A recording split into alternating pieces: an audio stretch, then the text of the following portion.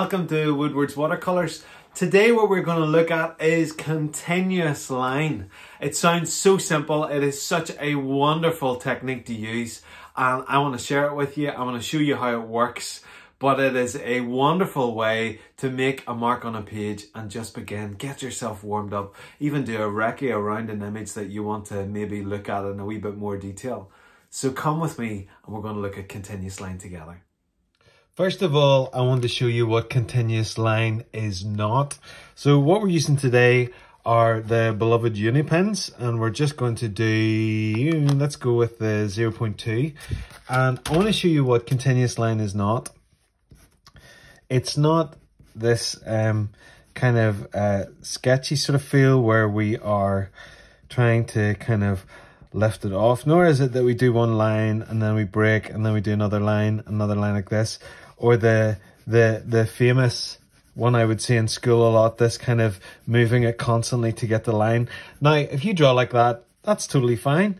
What continuous line is something completely different. So let me get a fresh page of beautiful A4 350 gram cold pressed watercolor paper, and we shall do a continuous line drawing together. So I have chosen to look at a very clean picture of, clean and simple in terms of lines and shapes, of the Albert clock in Belfast. Now, it is quite intricate. You've lots of circles, you've lots of perspective. One of the wonderful things about continuous line is you just get to start. So we're going to look at this together. We're going to try and observe the lines. It forces me to go over things and to not be too fussy, and particularly for anybody who really is restricted by things have got to be absolutely perfect and that whole idea of photorealism. Well, this is one of the best ways to fly in the face of that, because you're going to have to let go of that. And I'm having to go over lines here because it is a continuous line, and therefore I am not allowing myself to lift it off the page at all. And even when it comes to doing the circle of the actual clock, I am forcing myself to revisit the line over and over and over again. And it can be incredibly uncomfortable, especially if you're thinking, well, it has to look exactly right. It has to look the way it is completely. There cannot be any errors. Then this is one of the best ways to loosen you up and let you think, well, okay, I'm just going to let these lines flow together and I'm going to see how they look in the end, and it's not going to be perfect. And I find that continuous line is one of the best ways of dealing with that. So it is continuous. There is no lifting off of the page whatsoever, and you've got to go over lines. There's no other way around it. So here I am, and whenever I was a student in school, I wanted everything to be as perfect as it could possibly be, and anything that wasn't perfect then I deemed as a total and utter mess. And I have found that the older that I get, that actually I'm far more accepting that things are just not perfect, and I'm going to work with what comes out here. Now, this is totally different than I would normally draw, and as you can see, I have not lifted my pen off the page. Therefore, it is solely one continuous line, and that is exactly what I am going for. And we're just working our way up and down here to capture some of what looks like the detail. I'm going to put this picture into the community section of the page now. I'm going to have to go all the way up here to find these other bits. Now, I'm just having a wee look to observe. Okay, so we've got this line here, and we're just following the track of how it looks. You're going to capture the detail in a totally different way with a continuous line, and you may never show anyone any of your continuous line works. I actually really enjoy them. I think there's something really... There's Alexa telling me something. Excuse me for that. It's just we use the broadcast feature on our Alexa. And I am just following the continuous line. There I am doing a video and it's interrupted, but like a continuous line, just have to keep going. Isn't life like that? Flip a sound like Bob Ross. But that is really what we are dealing with. We are wanting to get better at drawing, and part of the way of getting better is accepting that it's not always going to be perfect. So if you struggle with perfectionism in your artwork, then continuous line is one of the best ways to deal with that.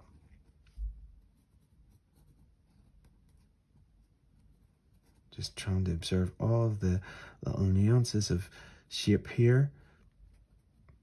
And we're going to add a wash to this after.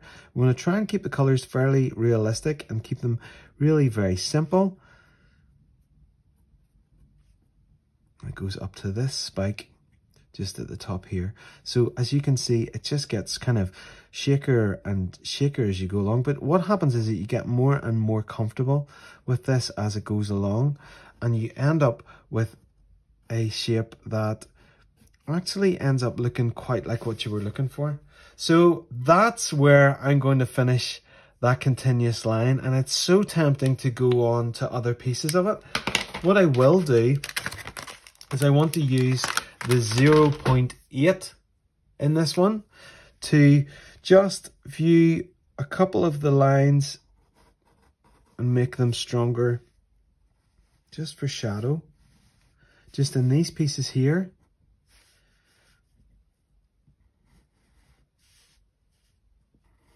And in this section there. I'm not going to add in much more detail. I just want to get in, just noticing where the darker lines are. We've got darkness more in there, a shadow in there. And we've got a shadow in here, and a shadow in here, and this line there. Okay. And that's where we're going to leave the drawing. So I thought I would use this time and add in the stampers to be able to talk a little bit more about the tool of the continuous line. So this is called the Albert clock. So I'm just going to add this in. Continuous line is not really for me the way I would always want to draw. But what I've discovered as I've done it is that it is such a helpful tool to help me get into drawing. If I am thinking I don't know how to tackle something, or I'm feeling really quite restricted as to how I might draw, because you know the way sometimes when you go to draw, your mental space is it's got to look exactly right, and there's a tendency that if you're not holding those thoughts captive, then you're going to really focus on the fact that the lines aren't perfect and the perspective isn't quite right and all of those things. Well, one of the best ways that I have found to get me into drawing and also into painting is to use the tool of the continuous line. And it flies against so many principles that we have been taught in our education systems. It allows us to abstract. It allows us simply to get the pen onto the paper. It means that we somehow allow ourselves off with and don't yield to the inner critic that says that everything has to be perfect, and just lets us go with the flow. So the tool of the continuous line means that we have got something on the page, and the discipline of it is that we're going to go with it. And because we haven't lifted the pen off the page, then one line crosses over the other and we can correct lines and do all sorts of things. So that has allowed me to get my stampers on there. So this is the Albert clock. Now what I'm going to do, I'm going to prep my watercolours, and we're going to add some colour to this. Okay, so here I am with my Winsor and Newtown set of 24 half pans, and I bought a new brush yesterday. This is in the Graduatee range. You can get them in Hobbycraft. They used to be £2.50, but with inflations on everything now, they're now £3.30.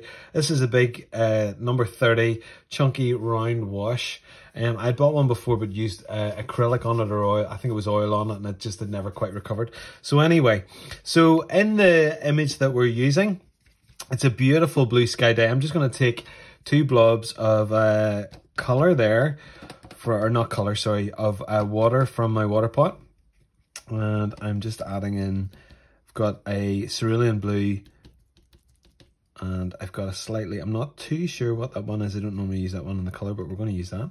So we're just, now this brush, even in and of itself, is not going to be as accurate as the normal flat edge brushes that I would use, and therefore it's going to restrict me a little as well. I've never used this brush before, so this is a totally new one on me, and I can see that for myself it's already gone over some of the lines that I would want to try and keep. So this is challenging me, and that is no bad thing. If I can yield myself to the process with the continuous line, then actually it's going to help me to learn to trust the process an awful lot more, because I'm going to just allow what is happening to happen rather than trying to control every little aspect of the watercolor or the painting that I'm creating.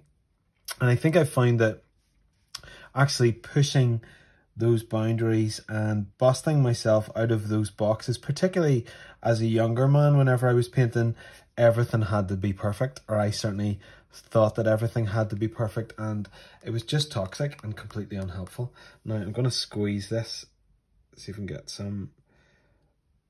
There we go, going to get some of the dots in there. Okay, excellent. Now, what I'm going to do is I'm going to now move to, I'm going to keep with this larger brush because I think this is a really good discipline to work on. I am just going to use some of the colours that I can find here.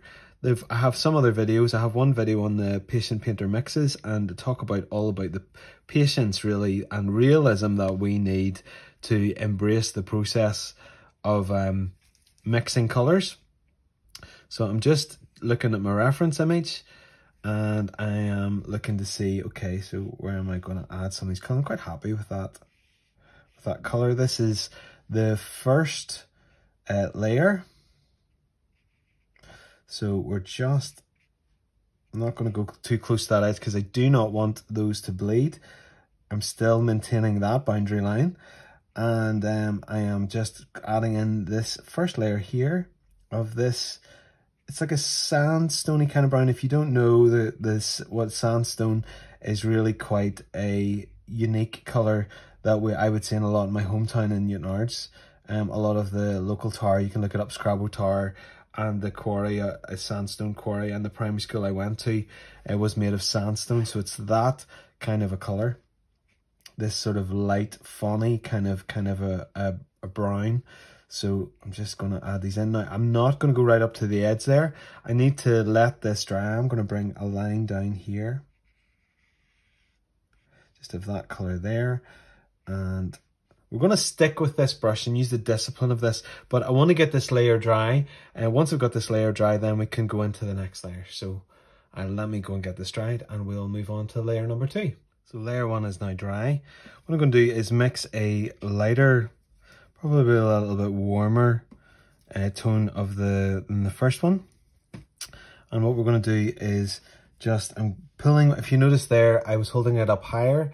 Now for a little bit more accuracy, I'm going to pull it down more to the pencil. Now it's going to be challenging because this brush is going to hold a lot of watercolour.